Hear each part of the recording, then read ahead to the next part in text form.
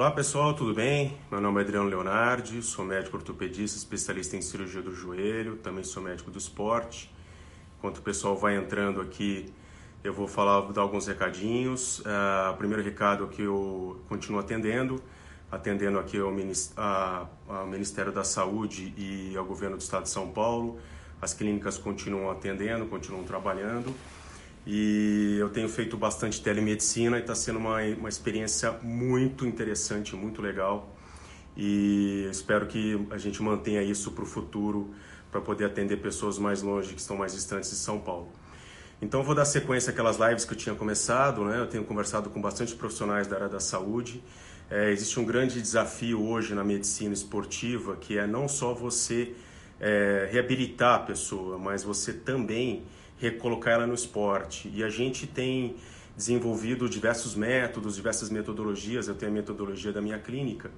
E eu vou chamar o Eloy para participar de uma live comigo. O Eloy, ele é representante do RTS aqui no Brasil. Ele é um sistema muito, muito interessante que trabalha os braços de alavanca e trabalha os princípios da fisiologia. E eu, na verdade, entrevisto bastante gente porque a gente sabe que a metodologia de retorno para o esporte, ela varia muito de pessoa para pessoa. Não só de retorno para o esporte, mas também as pessoas que estão, por exemplo, reabilitando de artrose, de uma condropatia mais avançada. E a gente vê que muitas vezes o profissional da educação física, ou às vezes o fisioterapeuta, ele é muito bem intencionado, muito bem informado, mas a metodologia acaba não batendo. Então, quanto maior a metodologia a gente tiver, eu acho mais interessante para a gente, tá? Então, eu vou chamar o Eloy, daqui a pouco ele aparece na tela de vocês. Eu conheci o Eloy na Santa Casa, ou numa palestra que ele deu lá sobre metodologia. Boa noite, Eloy. Fala, doutor Adriano, como é que você Você tá? tá? Tudo bem? Tudo bem, tranquilão? Estamos aqui de Tudo quarentena, tranquilo. né? Somos dois, né? Nós e o É. Brasil inteiro, o mundo inteiro, né? Então, eu tô, ao mesmo tempo que vocês têm aumentado o trabalho de vocês online, eu tenho feito bastante telemedicina. Hoje eu atendi gente de Brasília, gente da Bahia. É muito interessante, cara. É um negócio que eu acho que está vindo para ficar aí. Assim, esses períodos de pandemia que deixam a gente em casa e angustiado, é o que eu falo para todo paciente meu no consultório. O importante não é a gente olhar para o problema. O importante é a gente olhar para soluções, o que está mudando em nossas vidas, porque esse ano, assim que a gente sair da pandemia, o mundo não vai ser mais o mesmo, né, cara? A gente vai ter alguns desafios aí. Aí, O... Desculpa, Eloy, pode falar. Não, tem sido uma experiência fenomenal para mim também, e tem sido uma experiência muito legal, viu? Vou te falar que é uma ferramenta assim que a gente tem, eu particularmente tenho conseguido atingir um maior número de pessoas assim com uma qualidade de serviço oferecido, assim, na minha opinião, bem alta comparado aí com o que eu esperava, viu? Então, Tá. a gente pode até marcar um outro dia para conversar mais sobre isso. Tá. O Eloy, vamos começar então. A maioria das pessoas que vão assistir aqui a live são pessoas leigas, né? São pessoas que têm algum problema articular e tal. E a gente sabe hoje que existe um desafio muito grande da gente fazer a transição e retorno para o esporte. Às vezes a pessoa tem uma artrose ou tem uma condropatia e ela não consegue treinar, às vezes ela tenta entrar na academia e faz determinados exercícios e ela não consegue progredir. Ou às vezes ao contrário, a gente tem pessoas com condropatias avançadas, artrose, e as pessoas são muito bem orientadas e elas conseguem praticar esportes que pessoas que têm uma condromalácia não conseguem. Então, eu te chamei para a gente conversar sobre o RTS, sobre esse conceito de mecânica, braço de alavanca. Eu queria que você falasse o que é o RTS e o que ele diferencia na metodologia de treinamento. Então, primeiramente, boa noite aí o pessoal que está acompanhando a gente aí. Eu queria agradecer mais uma vez o doutor Adriano aí que me convidou para poder participar dessa live. Obrigado por poder estar abrindo esse espaço. E de uma maneira bem breve aí, de uma maneira bem sucinta. E o RTS, o que é? O RTS ele é um estudo da mecânica do exercício. Tá? Então, esse termo mecânica do exercício é um termo relativamente novo e tem sido considerado nos Estados Unidos aí a nova ciência. E por quê? Porque ele abrange e engloba 3 tipos de ciências, né, na hora da prescrição do treinamento, na hora de escrever uma rotina personalizada de exercícios. Né? Então, ele engloba a mecânica articular, ou seja, O profissional tem que dominar o que uma articulação faz, ele tem que entender de articulação, ele tem que entender da mecânica muscular, ou seja, o que o músculo em volta daquela articulação ele faz, e ele tem que entender da mecânica da resistência, né? O nome RTS ele é o Resistance Training Specialist. Então, como a gente vai aplicar a resistência em cima desse sistema muscular e articular, vai determinar uma resposta. E querendo ou não, Adriano, é uma coisa bem interessante, a gente sabe disso, né? Que a gente que está na área, a gente sabe disso, que quanto mais a gente muda esse estímulo mecânico, né, principalmente da resistência, quando a gente aplica a resistência, a gente aplica de uma maneira adequada, o sistema responde de uma maneira adequada. Ou seja, em outras palavras, o RTS ele vai ajudar o profissional a prescrever e a criar cenários mecânicos de aplicação de resistência mais adequado. Né? Tá. E aí, do ponto de vista do cliente, só de uma maneira bem rápida, do ponto de vista cliente-paciente, né, ele vai se beneficiar de inúmeras maneiras. Né? Porque, primeiro, né, ele vai atingir o resultado que ele deseja de uma maneira mais eficiente, tá? E não de uma maneira eficaz. E tem uma grande diferença de você ser eficaz e eficiente. A eficiência, você vai atingir o mesmo resultado de uma maneira mais segura e mais rápida. Tá? Vamos colocar uma parte prática sobre isso. Uma paciente, por exemplo, uma mulher de 35 anos de idade, passou no meu consultório, história de condromalácia, a gente reabilitou ela. Existe aquele conceito, né, que a gente usa de inativação muscular e tal. E aí ela chegou para você para fazer um treinamento. Como é que você vê a qualidade da prescrição desse retorno para o esporte? Essa paciente, ela pode agachar, ela pode encostar na bola, na parede, fazer agachamento. Como é que você trabalha isso daí? Bem, então eu vou separar em duas abordagens aqui para ficar um pouco mais claro, tá? Então, primeiro, o paciente chegou para mim, o paciente-cliente, né? A gente vai chamar assim aqui, mas a primeira abordagem que eu faço é o seguinte, é saber quem é essa pessoa, qual que é o histórico dela em relação ao esporte. Então, se é a Dona Maria, que não tem nenhuma experiência, ou se é o cara da alta performance que se lesionou e por algum motivo está voltando. Então, isso vai diferenciar bastante o tipo de estratégia que eu vou ter a priori com esse cliente, tá? Segunda, eu vou tentar descobrir e vou avaliar ele em termos de o que ele tem, tá? E aí eu separo em duas formas. O que ele tem em termos de produção de tensão em volta daquela articulação que está machucada, tá? E o estado daquela articulação naquele momento. Tá? Okay. Eu avaliando isso, eu vou então partir para o próximo passo, que é o que ele domina em termos de produção de tensão e de movimento, de habilidade em volta daquela articulação.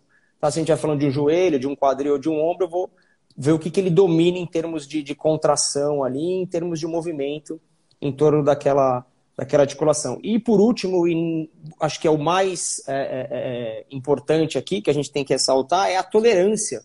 Né? A tolerância que o indivíduo tem, tanto local quanto sistêmica.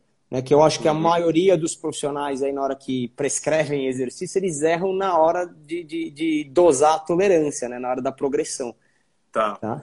Por exemplo, chegou para você lá, no mesmo dia, uma senhora de 60 anos de idade, com uma artrose grau 3 no joelho, esteve bastante sintomática, melhorou com a fisioterapia, e chegou um senhor da mesma idade, artrose grau 3, só que ele é maratonista, e ele passou um período de dor só, e você vai dar sequência para periodizar o retorno para o esporte. Como é que você vê a Dona Maria e o seu João? Você mesmo aí já colocou dois cenários bem distintos, né? Apesar da condropatia ser a mesma, né? Do diagnóstico ser o mesmo grau 3, assim, a experiência que o maratonista vai ter em realizar o exercício, até em termos de habilidade, de conhecer cada exercício, por exemplo, de conhecer um agachamento, de conhecer um leg extension, é totalmente diferente da Dona Maria. Então, os exercícios que eu vou usar na primeira fase da reabilitação ali, né, na transição, nesse gap que existe entre a reabilitação e a performance, vai ser diferente para o maratonista e para a Dona Maria. Então isso tem que ficar claro, né? Então, por exemplo, se a Dona Maria refere dor e se o maratonista não refere dor, a abordagem vai ser totalmente diferente. Um vai ser talvez com um pouco mais de cautela e de progressão em termos, e eu gosto de usar esse termo, uma microprogressão em relação ao que ela consegue fazer, que nesse caso vai ser a Dona Maria, do que ele. Então é basicamente eu gosto de falar isso, né? Não sei se soa muito bem, mas é uma tentativa e erro, né? que a gente vai aplicar ali. né, dentro de cada cenário específico, né? Tá. Uma situação que é muito frequente, a gente pega pessoas que são muito bem, elas vão muito bem com a reabilitação, artrose, condromalácia, lesão de menisco no consultório, a gente faz a transição para o esporte, faz o teste computadorizado de força, no meu consultório eu uso bastante o FMS, e a gente vai recolocar no esporte. A pessoa vai para uma academia, por exemplo, ou vai voltar para o esporte, a gente vê que em algum momento ela acaba recidivando. E a grande maioria das pessoas, elas acabam dizendo que houve uma certa empolgação do professor de educação física. Como é que você vê isso daí? Adriano, é uma coisa que a gente tem que saber lidar mesmo, né? Porque o professor de educação física, e eu me incluo nessa também, né? A gente gosta de ver o cara treinar, né? Assim, a gente gosta de ver o cara tá lá no high performance, mas a gente tem que ter uma cautela extrema nessa fase de recolocação do indivíduo dentro principalmente dentro da academia, né? E aí eu vou ressaltar alguns pontos aqui que eu acho que o profissional e o cliente também tem que ter essa noção, né? O paciente tem que ter essa noção. Então, do ponto de vista profissional do professor de educação física, eu acho que conhecer as ferramentas, primeiramente, que ele vai aplicar, né? Esse exercício, por exemplo, eu estou falando aqui, conhecer de máquina, o cara tem que conhecer, o professor, ele tem que conhecer o que um leg press faz, o que aquele leg press que ele está trabalhando, se é da máquina, se é da marca X ou Y, o que ele oferece em termos de resistência, e em qual amplitude tem mais resistência e menos resistência para ele poder encaixar aquele cliente. Isso tudo vai influenciar na hora da resposta, né? E como é que eu vou progredir ele, né? Do ponto de vista do cliente, eu acho que uma coisa interessante que todo cliente tem que ter na cabeça, todo paciente que está passando por esse processo ele tem que ter, é que existe sim uma curva ascendente, e essa curva ela vai variar de pessoa para pessoa. A gente sempre costuma dizer isso, né? O cliente ele carrega todas as respostas. Então, por exemplo, assim, essa curva, para mim, ela pode ser mais exponencial, né? Igual a gente falou, por exemplo, do cara da maratona ou da Dona Maria, ou ela pode ser uma coisa assim, um tanto quanto ups and downs, mas assim, o final da curva ela vai ser sempre ascendente, né? E eu acho que falta um pouco para o profissional de educação física saber lidar com essa empolgação e saber segurar e saber progredir o cara de uma maneira mais tranquila.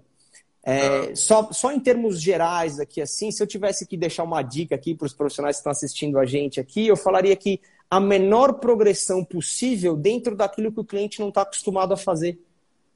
Eu acho que é a melhor estratégia. Você não quer errar, você não quer machucar seu cliente de novo, porque ele está numa fase onde ele está sensível ainda, porque ele está reabilitado, passou por aquele processo de reabilitação, mas não quer dizer que o cara está 100% para voltar à atividade, né? Então, desculpa, você ia falar? Não, pintou uma pergunta muito legal aqui. Ela está perguntando aqui se a cama elástica, para o ganho aeróbico, né, na cama elástica jump, se é menos impactante para o joelho, para as articulações, do que a corrida ou subida e descida de escada. Isso envolve bastante biomecânica. Acho que eu gostaria de ver você responder essa pergunta. Eu não ouvi. Completa de novo, porque cortou aqui. Desculpa. A cama elástica? Ela perguntou assim, gostaria de saber se a cama elástica jump, como aeróbico, é menos impactante para o joelho do que corrida ou subida de escadas. Olha, como é que eu não sei nem como é que é o nome dela aí, mas é uma coisa... vou chamar ela de Cris, né? Eu acho que era Cris, não sei. Não, Joe Petri. Não, Joe Petri.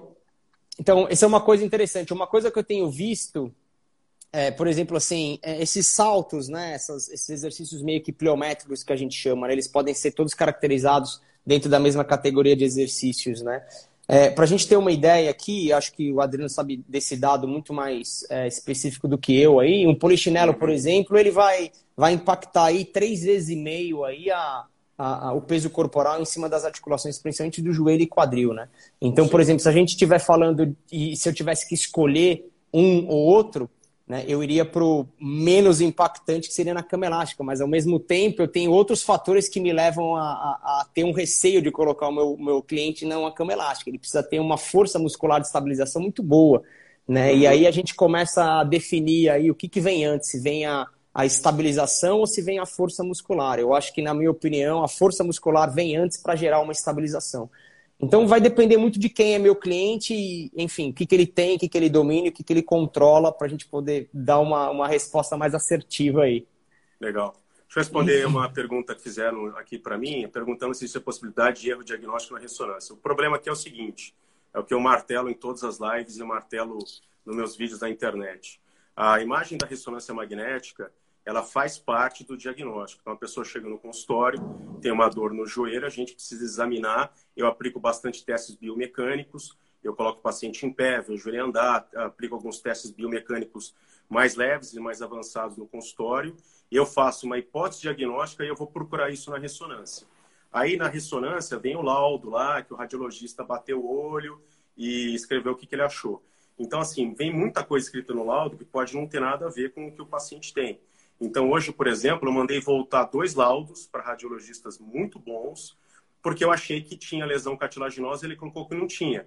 E o colega, como é um cara extremamente humilde, ele falou, não, realmente tem aqui, eu não vi e tal. Então, é importante o médico abrir o exame de ressonância sabendo o que ele vai encontrar. Senão ele vai encontrar coisa lá, não vai saber, fica perdido e fica dando tiro para tudo quanto é lado. Mas prosseguindo aqui nessa conversa sobre biomecânica... Deixa eu só, Adriano, deixa eu só mandar um abraço aqui pro pessoal que está assistindo aqui, ó, a Lu, olha lá, a Lu foi uma cliente minha aí que voltou de lesão, a gente fez um processo bem legal aí de transição para volta à performance aí. Lu, beijo para você, o Dr. Eduardo Rauen também aqui, ó, falando que progrediu, Marcos Nanini aí fez o curso do RTS com a gente, o Júlio Barrichello, que te conhece, profissional de fisioterapia aí. Maravilha. Então, vamos lá, Adriano. Vamos lá. A gente está agora nesse período de pandemia e ficam pipocando na internet treinos online. Isso tem aumentado também o engajamento das pessoas na prática esportiva, né? Como é que você tem visto isso? Você acha que vai aumentar o número de lesões articulares? Como que você vê uma pessoa praticando uma atividade física sem os olhos do treinador?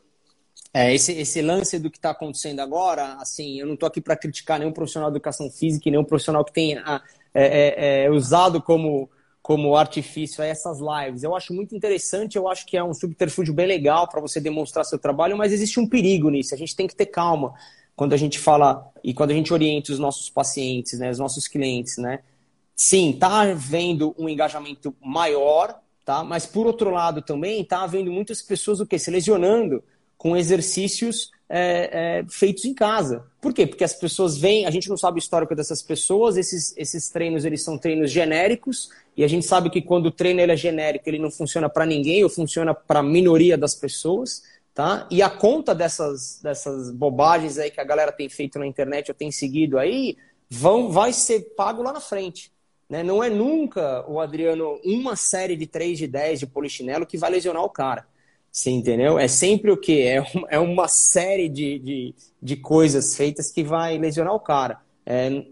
Você sabe muito melhor do que eu aí, né? Vai aí para você detonar uma articulação aí de 3 a 6 meses aí, né? Não sei, né? Dependendo da pancada que o cara dá. Então a gente tem que tomar cuidado com essa sobrecarga, né? A sobrecarga ela é subjetiva, né? Então vai depender muito de quem é o meu cliente e o que ele tem disponível para poder fazer aquilo. Tá.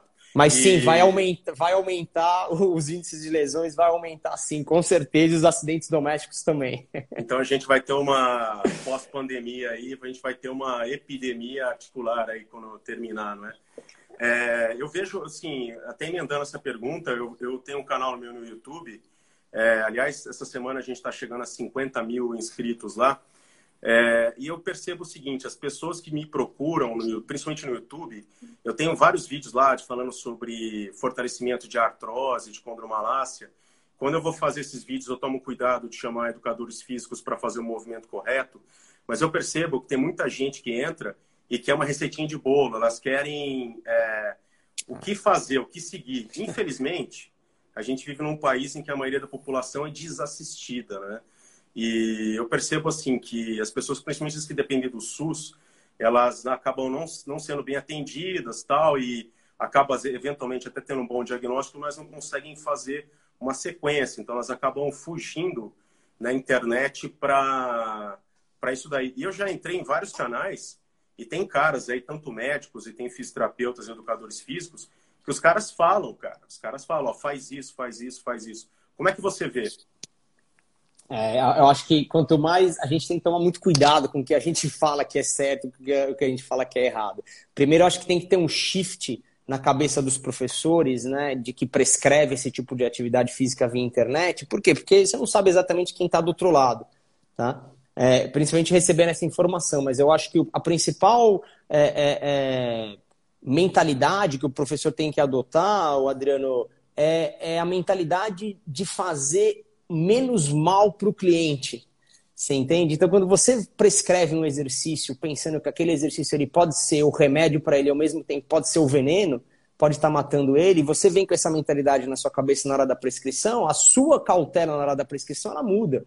Né? A maneira que você prescreve, as informações que você dá vão ser diferentes. Né? Eu acho que uma das coisas que tem que mudar, e aqui fica talvez mais um pensamento aí para a gente poder levar isso adiante, é que o profissional ele tem que ter na mente a capacidade de lidar com as forças articulares, né? Ou seja, eu vou prescrever um polichinelo, mas o que está acontecendo com o meu joelho? O que vai acontecer com o meu quadril? Uma flexão de braço? Como é que ele dosa essas forças articulares? Eu acho que se o treinamento ele fosse prescrito de uma maneira do ponto de vista das forças articulares, talvez fazendo rodízio dessas forças articulares durante uma periodização, seria muito mais eficiente, né? Tá aí uma coisa que a gente pode lançar na internet aí, ó, pro pessoal. Ótimo. Aí, ó. Treinamento com rodízio das articulações.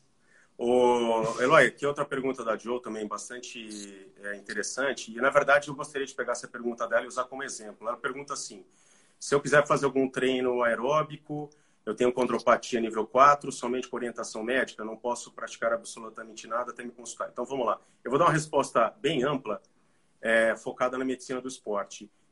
Teoricamente, ninguém deve iniciar uma atividade física sem passar com o médico do esporte. Por quê? Primeiro, a gente tem os riscos que às vezes pode não ser medida. A pessoa, às vezes, de 21 anos de idade, pode ter uma cardiomiopatia hipertrófica, por exemplo, e pode levar à morte súbita de pacientes jovens. Então, quem nunca fez um eletrocardiograma, por exemplo, e passa comigo no consultório, mesmo que passe comigo para tratar uma condromalácia, eu peço o eletrocardiograma, eu peço o teste ergométrico. Primeiro isso. Segundo, a gente tem que ver, você está falando de treinamento aeróbico, a gente tem que ver se realmente o que você precisa é de treinamento aeróbico. A gente sabe que o treinamento aeróbico ela vai dar uma resposta fisiológica e o anaeróbio vai dar outra resposta fisiológica. Então, tem paciente que precisa de uma carga mais aeróbica, tem paciente que precisa de carga mais anaeróbica. Com relação à condropatia, repetindo o que eu falei, às vezes, a causa da sua dor não é pela condropatia, pode estar vindo por outro motivo. E mesmo sendo pela condropatia, eu preciso ver a imagem e eu preciso ver se aquela tua condropatia está levando ou não a algum sintoma. Se estiver levando a algum sintoma, a gente precisa, quem assistiu minhas outras lives sabe, o primeiro passo é tirar a dor. Quem tem dor não pode treinar. Dor articular, não estou falando de dor muscular tardia ou dor emocional, tá? Tô falando de dor articular, entendeu? Ou dor porque o time perdeu na véspera, no dia anterior e tal. Adriano, deixa eu só comentar uma coisa, que sem falar. querer te interromper muito. Não, essa é uma visão extremamente que eu levo comigo, né? E tento passar adiante, né? Esse lance da dor, né? Isso daí é uma coisa que, para mim, por exemplo, às vezes o cliente chega para mim e fala assim, eu tenho condromalácia. Tá, beleza, mas você tem algum exame para eu dar uma olhada? Não tenho nenhum exame. Tá, próxima pergunta que eu vou fazer é, você tá com dor? O cara fala, não tô sintomático, eu tô tranquilo. Então, a minha cautela vai ser uma abordagem, assim, bem, com bastante cautela e tudo mais, mas se o cara não tem dor e tudo que ele fizer que não der dor para ele, no meu conceito, é uma coisa que não tá fazendo mal para ele. Não sei, se você quisesse comentar isso daí, acho que até vai me ajudar aí na minha prescrição. A gente sabe o seguinte, eu fiz uma live há umas 2 semanas atrás com o Flávio Brick para explicar esse conceito de valgo dinâmico e tudo. A gente sabe que quem tem dor, vamos falar de joelho, quem tem dor, o próprio organismo vai tentar fugir da dor. Então a pisada dela vai ficar alterada, a função do quadril vai ficar alterado. Então o primeiro passo é tirar a dor, tá? Você tira 80%, 90% da dor da pessoa, desinibe a musculatura, a gente entrega com um profissional de educação física, e aí a gente começa esse trabalho de transição e retorno para o esporte. Então, respondendo a sua pergunta, quem quer praticar atividade física e tem alguma dor articular, é importantíssimo passar em pessoas que entendam de esporte, ou médico do esporte, ou algum ortopedista que tenha formação em traumatologia do esporte. Então, é muito importante para a gente poder fazer a introdução. Agora, com relação a muita pergunta que eu recebo aqui sobre condromalácia, você quer falar alguma coisa de braço de alavanca, Eloy, especificamente da condromalácia?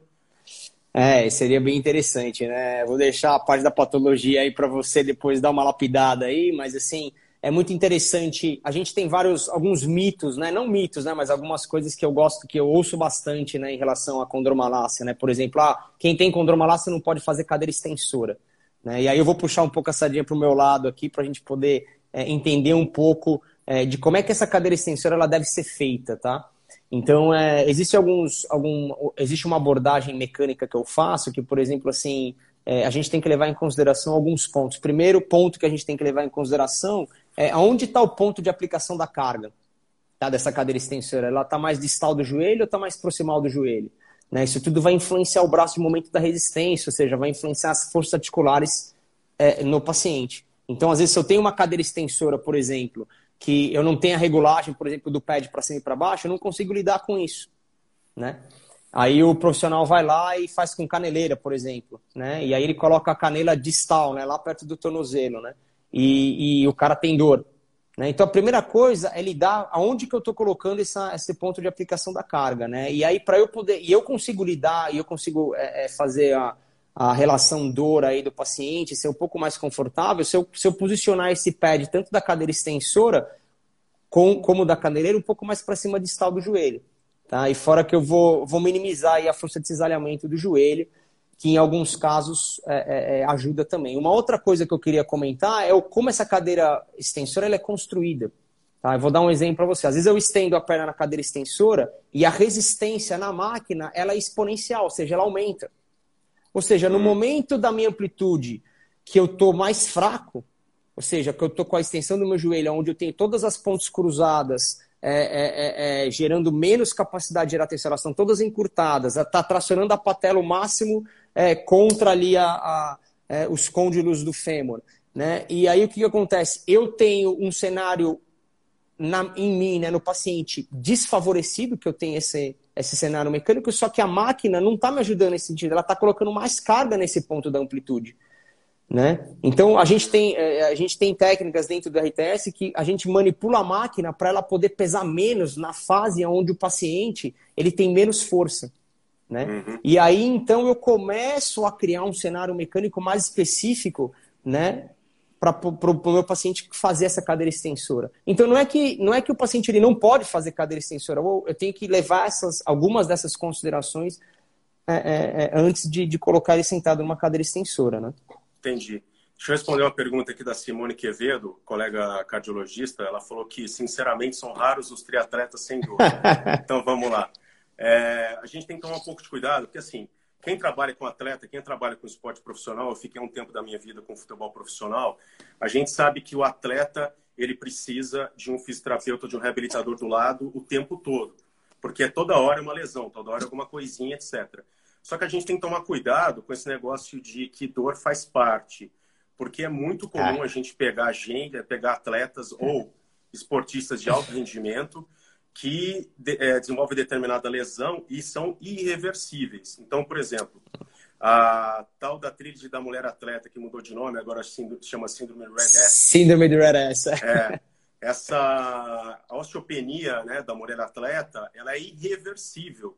Então, a mulher tem fratura por estresse na corrida, por exemplo, e por mais que você trate, passa a ter hiparatite, qualquer coisa que você faça, ela não reverte. Eu pego muito no consultório triatletas ou pessoas que fazem maratona, que fazem, não o fato da maratona em si, mas a periodização de treinamento, às vezes errado, o cara muito ansioso para treinar, ou às vezes o pessoal agora do CrossFit, que é uma coisa nova, e o cara faz, às vezes acima do limite fisiológico dele, não dá o tempo do recovery cartilaginoso, ele arrebenta a articulação, ele arrebenta a cartilagem e vai para a cirurgia. Entendeu? E às vezes você não consegue ter uma resposta biológica 100% através de uma cirurgia. Então tem que tomar muito cuidado com esse conceito de dor, que dor faz parte, tudo. Aí, então, a gente tem que tomar um pouco de cuidado com esse conceito aí. Como a pessoa gosta de praticar esporte, o esporte é benéfico, ela tem que ver o limite fisiológico dela. Se a pessoa está parada, está todo mundo parado agora, vai voltar a treinar, vai voltar a correr, vai voltar a pedalar, se tentar voltar na mesma intensidade, vai parar primeiro em mim e depois no Eloy. Ô, Adriano, deixa eu te falar. perguntar uma coisa que você estava falando aí, me veio uma coisa à mente aí. Como é que você recomenda, por exemplo, assim, essas pessoas que acham que treinar, ela tem que ter dor envolvida, né? Porque você tocou num ponto aí extremamente relevante e quando a gente vai para o âmbito da academia, né? Saindo um pouco do pessoal da performance, né? Que talvez a dor ela seja talvez requerida em algum ponto do treino, o cara vai sentir um pouco de dor pelo nível que ele treina, mas assim, como é que você vê esse nível da dor no pós-treino para essa galera que treina, né? Que acha que o treinamento só é eficaz com dor, né? Qual que é a recomendação que você daria? Tem que avaliar essa dor, porque a gente tem alguns tipos de dor. A dor ela tem muita variação, né? Se for uma dor muscular tardia, eu considero como fazendo parte do treinamento. Uma dor articular, então, por exemplo, a pessoa foi lá e fez um treino de corrida e sentiu uma dor. Em 48 horas, essa dor passou e não voltou mais a incomodar. Às vezes pode ser uma coisa fugaz, pode ser alguma coisa que houve uma sobrecarga momentânea e a pessoa melhorou e o próprio organismo dela, o próprio sistema imune, fez o bom recovery daquilo lá. Agora, por exemplo, aquela pessoa que nunca teve nada, foi fazer um agachamento, aquele agachamento terra, por exemplo, que as mulheres fazem muito. Começou a ter uma dor na virilha e essa dor começa a incomodar e a pessoa vai cruzar a perna e sente dor. Porra, na minha opinião, teve lesão de labrum aí. Tem impacto femoroacetabular. Aí precisa ser avaliado. Aquela pessoa que tem... O que eu mais pego, que é muito comum, é aquela pessoa que não tem dor no dia a dia e ela vai correr, vai praticar esporte, chegou no 5º quilômetro, começa a ter dor. E aí ela vai, à noite, ela vai dormir e a dor continua, etc. É o que eu falo para ela, a gente precisa avaliar, se for uma lesão cirúrgica, a gente precisa operar, porque senão vai te limitar o resto da vida, entendeu? Então, acho que assim, é raro uma pessoa não sentir dor. Você pega, por exemplo, uma bailarina tem muita lesão. Elas têm lesão, assim, lesão atrás de lesão. Pegar quem pratica balé, só que o que acontece? Você tem que ter um reabilitador do lado para ver, para poder periodizar, poder ajudar, entendeu? Eu acho que a dor, ela faz parte até certo ponto, entendeu? Isso é uma coisa interessante, né? Até certo ponto, né? E é muito tênue, né? O que divide isso daí ou não, né? Agora, deixa eu te fazer uma pergunta, Eloy, que você está falando de braço de alavanca. Vamos falar de biotipos, longilíneo, brevilíneo e mesolíneo. Você acha que o longilíneo tem uma chance maior de ter lesão? Você diz lesão, que tipo de lesão? Qualquer tipo de lesão? Porque eu vi alguns estudos, né? Por exemplo, existe uma síndrome descrita chamada jumper's knee, que é o joelho do saltador. E se você vai ver as pessoas que têm essa lesão, tendem a ser mais longilíneas, né? Porque essa síndrome ela foi descrita naquela modalidade que é praticada no esporte olímpico, que a pessoa salta e aterrissa naquela areia. E é muito comum a gente ter aquela tendinite do polo inferior, que é o jumper's knee, que eu particularmente opero quase todos, porque na minha opinião é uma lesão irreversível. Você é a favor de operar essa lesão? Sim. É porque é o seguinte, deixa eu só pegar minha colinha aqui, ó. Meu companheiro de guerra. Isso é uma coisa interessante. O pessoal que está assistindo isso aí é uma coisa interessante que ele vai falar agora, hein? Olha lá. Então, quem tem essa lesão, eu operei um estudante de medicina, não sei se ele está assistindo minha live, eu operei ele mês passado e vou precisar de operar outro joelho dele. Quem tem essa lesão tem a patela bicuda. Isso. Tá? A patela bicuda. E a tendinite, ela se dá nesse ponto aqui, onde está azulzinho.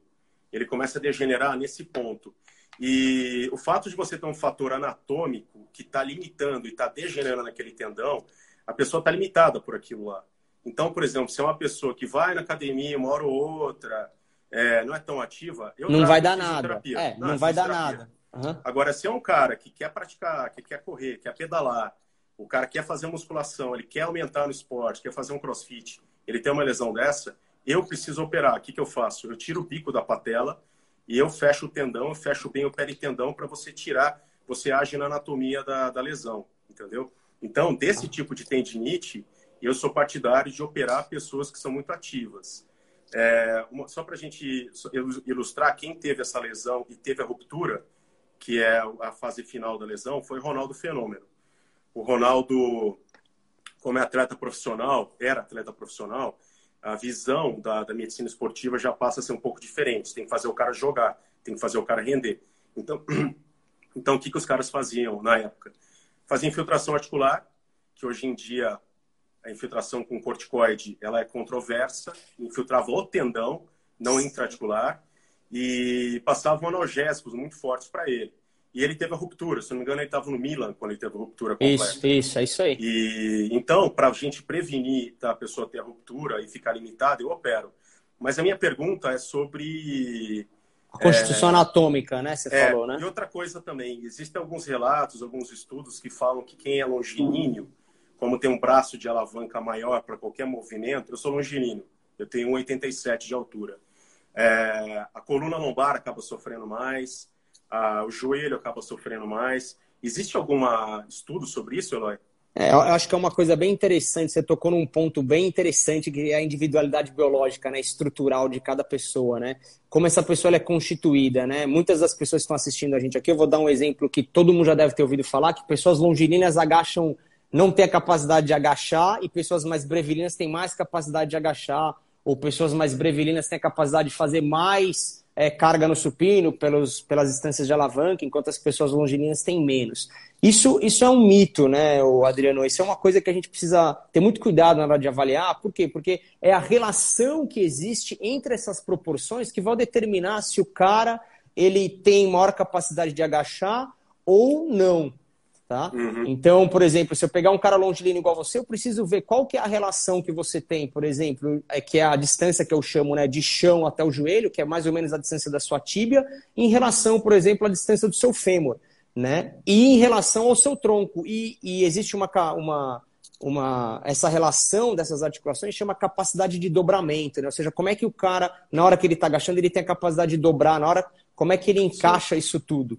Né? Então é muito pife da nossa parte falar que um cara longilíneo ele vai ter menor capacidade de agachar sem eu ter visto o cara, né? E isso acaba sendo meio que um consenso, né, entre os profissionais, principalmente de academias, né? Esse cara é longilíneo. Sim. E ele já implica isso. Viu um cara alto lá na academia, mas o cara pode ser alto, mas pode ter uma tíbia gigante e pode ter um fêmur mais curto, e na hora que ele agacha, o glúteo dele vai lá para baixo e ele agacha 100% perfeito. Eu tenho várias fotos aí depois até para mostrar de vários clientes que eu acabo fotografando ao longo da minha carreira para poder, e nas minhas aulas eu mostro isso, que são diferentes composições, né, e relações entre esses segmentares que a gente chama. Né? Então isso tem que ser avaliado antes da gente tomar qualquer parâmetro de conclusão.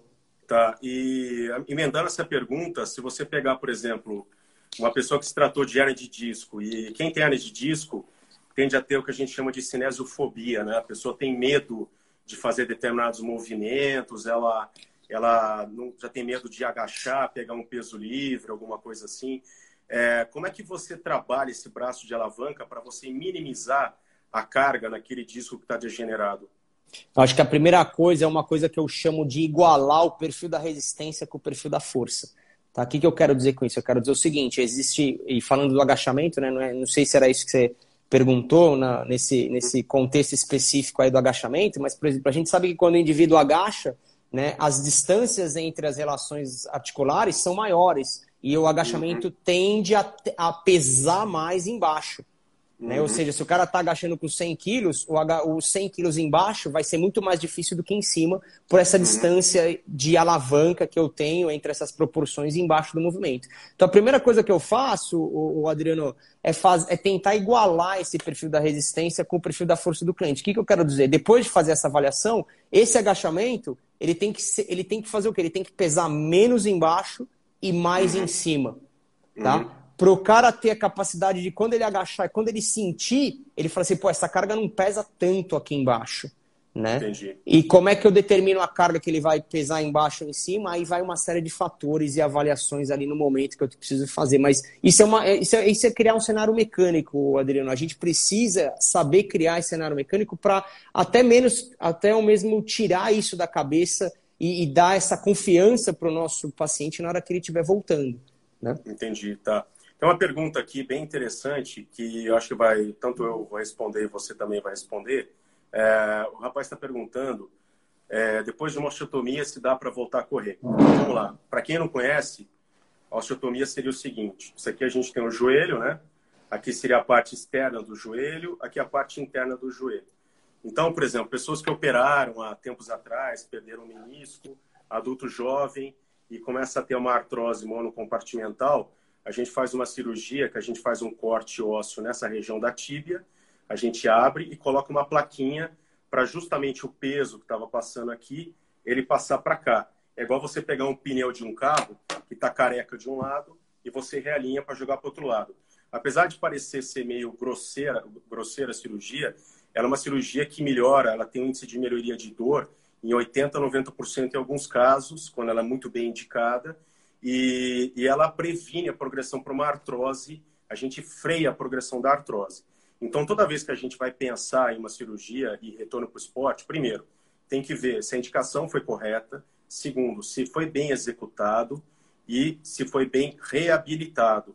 Uma cirurgia desse porte, se ela não for bem reabilitada, o joelho fica duro, fica atrofiado e você não consegue ganhar a força necessária para retornar para o esporte. Mas vamos dizer que a pessoa foi bem indicada e bem reabilitada. Ela é uma cirurgia que ela gera um pouco mais de dor no pós-operatório imediato. A pessoa, é o que eu sempre falo para alguns pacientes, para que principalmente o paciente quer fugir da prótese, que realmente dá para tirar da prótese.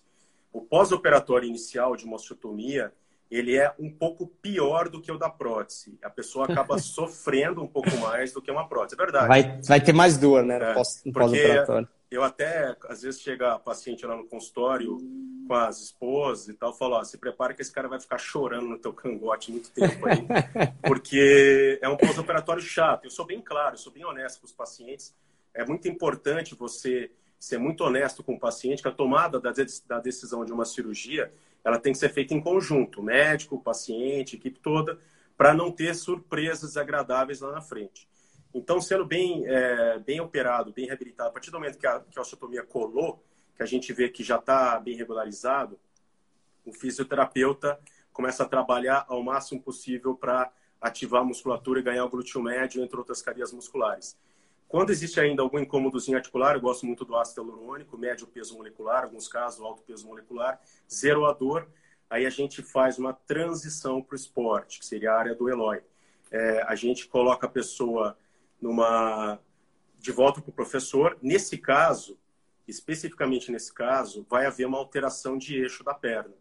A pessoa que tinha o joelho do cowboy, né, o joelhinho em X, igual Garrincha, ele vai passar a ter o eixo neutro ou um pouco em valgo. E aí, Eloy, como é que você recebe esse aluno com essa alteração de eixo? Como é que você começa a prescrever esse treino, especificamente para uma pessoa que, como ele escreveu aqui, quer voltar a correr? Acho que a primeira coisa é buscar, Adriano, primeiro entender como é que está a mecânica de movimento dessa pessoa do joelho, tá? Assim, em termos de movimento, tá? Entender como é que ela está mexendo através da amplitude de movimento, tá? A partir do momento que eu entendi, né, isso e como é que a pessoa está se sentindo em relação a isso, acho que a primeira coisa é o fortalecimento de toda essa musculatura aí que envolve o joelho, principalmente dessa cadeia anterior e posterior ao mesmo tempo, tá? Existe aí não é um consenso, mas assim, o pessoal acaba meio que sendo um consenso na nossa área, né, dos educadores físicos, de trabalhar a parte anterior igual à cadeia posterior em termos de ativação muscular, né? Isso, na minha opinião, é um erro que a gente acaba cometendo aí sem um exame prévio aí de forças aí num teste isocinético, alguma coisa do gênero, para poder ver como é que tá. E uma porque eu também acredito, Adriano, sendo bem breve aqui, que quando o corpo ele desenvolve o corpo ele passa por um processo cirúrgico, como você citou, ele acaba desenvolvendo aí um sistema muscular diferente através do sistema de orquestração do cérebro, né? Ou seja, ele vai desenvolver a quantidade de força diferente tanto anterior cadeia anterior como posterior, baseado naquilo que o corpo ele tá sofrendo naquele momento. Né? Então a gente precisa ter muita cautela na hora de fazer isso. Né? Você comentou do ácido hialurônico aí, eu tenho uma pergunta aqui, sem querer te cortar aí, do meu Instagram aí que o pessoal mandou hoje de tarde aí. Ácido hialurônico oral, vale a pena suplementar para quem tem condromalácia? Então, esse todo tratamento da lesão cartilaginosa e da artrose tem muita coisa muito controversa, né? E quando a gente vai... Se você for ver o que a gente tem de tratamento de condropatia, cara, existe pelo menos uns 200 tratamentos descritos. E como eu, pelo menos, evito dar tiro para tudo quanto é lado, a gente tem que ver o que a gente tem de evidência científica, tá? A gente tem muita coisa com evidência científica maior e coisas menores. Então, tudo que é via oral, glicosamina, condroitina, ácido hialurônico, colágeno tipo 2, piasquelidina, garra do diabo, mais outros trocentas coisas, não tem evidência científica suficiente para a gente dizer que vai melhorar ou não. Ou seja, não tem nenhum estudo que fala que a glicosamina é superior ao placebo. E o ácido hialurônico também. O que acontece? Você tomando o ácido hialurônico, ele vai ter que passar pelo seu tubo digestivo, ele vai ser quebrado em aminoácido, o aminoácido é transportado para dentro da sua circulação e aquilo vai ser usado ou não. Quem estuda fisiologia sabe que tudo que não é usado vira gordura, né? Então, dependendo, pode engordar. O ácido hialurônico injetável, existem alguns estudos que mostram que ele, além dele quebrar a reação inflamatória da condropatia, ele teria um efeito anabólico no condrócito. Ele faria o condrócito fabricar matriz extracelular, e o que a gente vê é que ele realmente tem um poder anti-inflamatório e um poder analgésico. Então, o que eu faço? Como eu atendo muita gente com condropatia, eu aplico um protocolo de escala subjetiva, chama Lisham, e a gente coloca um Lisham de entrada e um Lisham de saída. O Lisham, a pessoa pega, ela vai preenchendo e vai dando a própria nota para o joelho. Meu joelho está com nota de 0 a 10, 6. Uhum. Depois da última aplicação do ácido hialurônico, a gente aplica o lixão de novo e a gente vê o quanto a pessoa melhorou. Se a pessoa não tiver melhorado pelo menos aí 80%, 90%, na minha opinião, o tratamento falhou. Isso já começa a me acender a luzinha de que a gente vai precisar de talvez operar. O que eu faço? Repito o exame de imagem e a gente vê. Em geral, é uma lesão realmente que é cirúrgica, porque a gente viu a evolução dela e toda doença cartilaginosa ela é traiçoeira. A gente sabe que tem paciente que você acha que vai bem e acaba não indo tão bem, e eventualmente a gente opera. Mas hoje em dia eu tenho operado cada vez menos pessoas por causa desse avanço da ciência. E tem entrado muita coisa nova também, só que como ainda está muito em estudo, eu evito de ficar falando. Então, por exemplo, terapia com célula-tronco.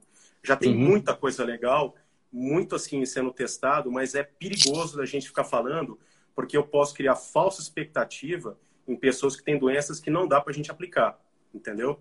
Tá, ou seja, vão ter casos que o tratamento conservatório vai dar jeito e vão ter casos que não, vão ter casos que... Sim.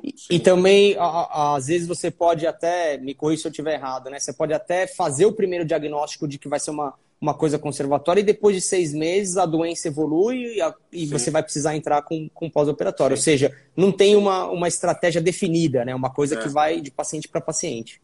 Então, assim, cartilagem, eu estudo bastante, e esse ano era para ter ido para fora, não fui por causa da pandemia. Cartilagem é traiçoeira. E hoje o que a Sociedade Internacional fala, e CRS fala, é de que a gente pegando uma condropatia em estágio inicial, mesmo sendo uma condromalácia, a gente tem que agir o melhor possível, o mais rápido e o melhor possível, porque essa doença ela pode, em alguns pacientes que têm alguma predisposição genética, até a artrose precoce. E a artrose em gente jovem é problema. É treta para a gente resolver. Porque não existe nada que você vai falar que vai funcionar e tal. É isso aí. Infelizmente, algumas pessoas caem na mão de charlatões, né? O cara prescreve uma fórmula de R$2.000 por mês com milhares de coisas que não funcionam. Ela só está fazendo um cocôzinho dela ficar mais caro. Ozonioterapia, várias terapias piratas que a gente tem no mercado aí. As pessoas acabam caindo nisso daí. E acabam gastando fortunas em coisas aí que a gente, infelizmente, acaba recebendo no consultório e eu evito ficar perdendo meu tempo de falar mal disso daí. Eu foco na melhoria. Eu vou só responder uma pergunta aqui. Eu vi 3 pessoas perguntando na sequência sobre joelheira. Joelheira, pessoal, é o seguinte, existem vários tipos de joelheira. Aqui estaria o joelho visto de frente, tá? Aqui a patela. quando a gente tem dor no joelho, por qualquer causa que seja, esse músculo, quadríceps e o quadril ficam inibidos. Então, no momento que a gente estiver reabilitando, o Flávio Brick foi bem enfático 2 semanas atrás, no momento da reabilitação, a gente pode prescrever a joelheira simplesinha, porque a gente mantém a patela mais centrada.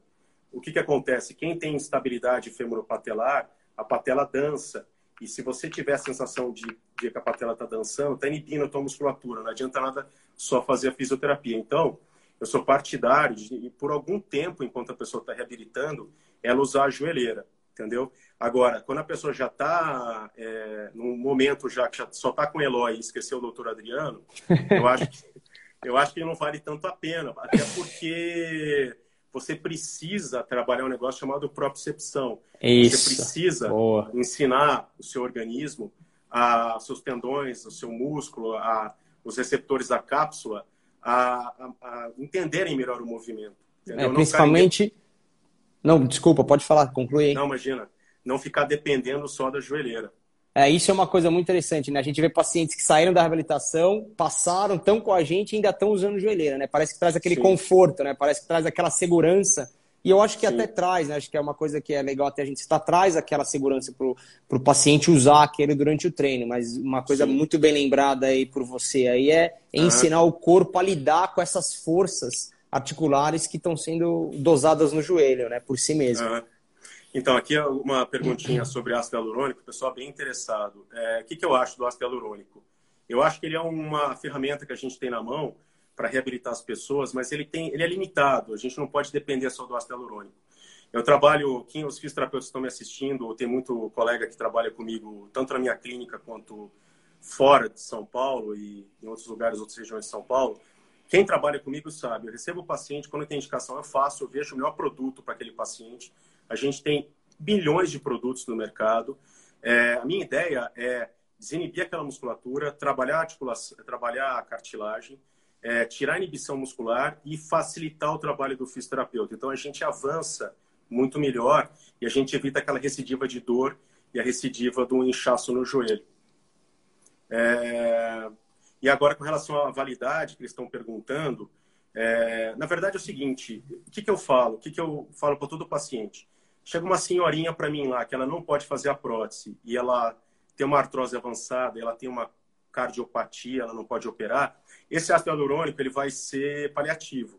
Eu vou usar geralmente um alto peso molecular, de qualidade boa, e eu sei que a cada 3 meses, 6 meses eu vou precisar de repetir, porque ele é paliativo. Um adulto jovem, que eu estou fazendo aquele tratamento, a minha ideia é aplicar e talvez nunca mais na vida dele. A partir do momento que você tratou aquela condropatia, você melhorou o envelope de função, você tirou o efeito catabólico da articulação, você consegue fazer com que o Eloy, na verdade, por isso que eu faço muita live com o educador físico. O educador físico prescreve um treinamento que vai proteger a articulação. Né, Eloy? Quer comentar alguma coisa? Queria, com certeza. Isso é uma coisa interessante, né? Quando você fortalece esse sistema musculoesquelético, né, que envolve a articulação, você protege o seu organismo de novas lesões e até de voltar aquele quadro clínico de inflamatório, né, aquele quadro de dor e tudo mais que existiria antes, né? Lógico, tem que ser feito com muita cautela. Uma coisa que eu queria comentar aqui, que enquanto você estava falando me veio à mente, era a escolha dos exercícios, né? Principalmente nesse processo de volta ao esporte, de volta a vida que ela tinha antes, né? Da academia e tudo mais. Tem estudos bem legais a respeito que falam que a gente tem que saber controlar esse volume de carga, né? Esse volume de carga de treino que a pessoa vai receber, principalmente nos primeiros meses, assim, que ela estava fazendo essa transição ao esporte. Mas uma coisa muito interessante é que os dados mostram que esse volume de treino associado a exercícios com complexidade um pouco mais elevada, né, contribuíram bastante para a reincidência de lesão e também para o quadro clínico inflamatório voltar. Né? Então, a primeiro momento, eu acho isso muito importante, o profissional saber escolher os exercícios que vão lidar melhor com essas dores, saber lidar melhor com essas forças articulares. Então, você conhecer de força articular e entender o que cada exercício ele traz para você é uma coisa muito interessante. Para quem está assistindo a gente, eu tenho 2 perfis no Instagram, depois vocês podem passar no @EloyRTS com Z, Brasil com Z, Eloy é arroba Eloy RTS Brasil. Lá eu criei uma escala de exercícios, né, que vai do mais fácil em termos do corpo tolerar em termos de forças articulares até o mais complexo. E são exercícios básicos, afundo, agachamento, walking lunge, que a gente vê um monte de gente fazendo, aquele agachamento na parede, que a gente vê o wall sit, né, que a gente vê eles sentados na parede fazendo, né? Todos eles acarretam certas forças articulares. A gente precisa saber entender dessas forças articulares para poder fazer essa progressão de uma maneira mais tranquila, né? Às vezes o cara fala, meu joelho está doendo, e às vezes se eu troco o exercício, né, eu troco as forças articulares e ele começa a responder de uma maneira melhor.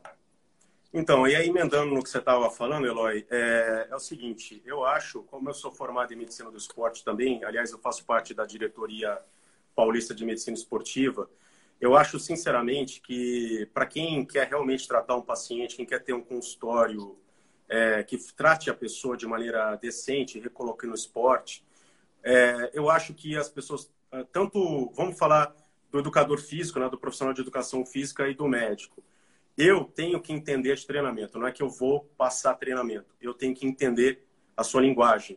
Nossa, entendeu? Você falou tudo, tudo. Agora a gente está...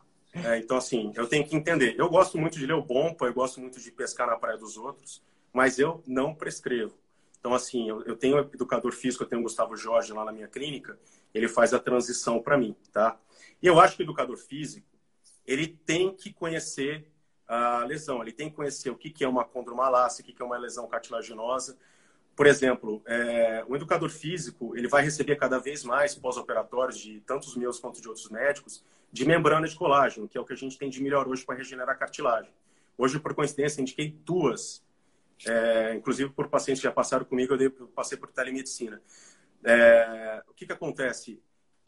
O paciente que vai passar por uma cirurgia dessa, ele vai ter que ter algumas restrições. Por mais que ele execute melhor o agachamento, o vetor de reação articular, que é a área do Eloy, ele pode, a longo prazo, fazer aquele tecido que foi trabalhado regenerado, aquela cartilagem que foi regenerada, ele pode falhar, porque a gente vê o resultado muito bom, mas como é uma coisa relativamente nova e envolve terapia de célula-tronco, a gente não sabe quanto tempo a pessoa vai ficar bem. Então, acho muito importante o educador físico saber o que é aquilo.